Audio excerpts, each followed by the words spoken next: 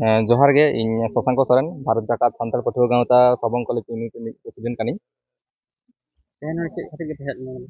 तेहेन नोडे हेज रेना साताम दो हुयुग कना 2025 जस ऑलचिकी मिशन इदी काते आबो सानाम कोगे बोन बाड़ाया जे ऑल गुरु पंडित रघुनाथ मुर्मू 1925 साहित रे ऑलचिकी सिरजन लेदाय जहां गुरु गंके जहां कुकमु ताहेलेना सान्ताड़ी ते रोड़ा बोन और ऑलचिकी ते बोन ऑलोआ ओनागे ओना कुकमु के आबो हा कुकमु कना ओना कुकमु के पूरा लगी ते आले कॉलेज पहाटा खन आले भारत जाका सान्ताल स्टूडेंट गावता पहाटा खन ले कुरुमुटु कदा आले सबंग मुलुग रे जहां तिना आतु मेरा आतु मेना ओना आतु रे चालाव काते आतु टोठा करे आले ऑलचिकी तिना टाले दाड़े आले ले ऑलचिकी रे सड़ाव स्कूल का आरहा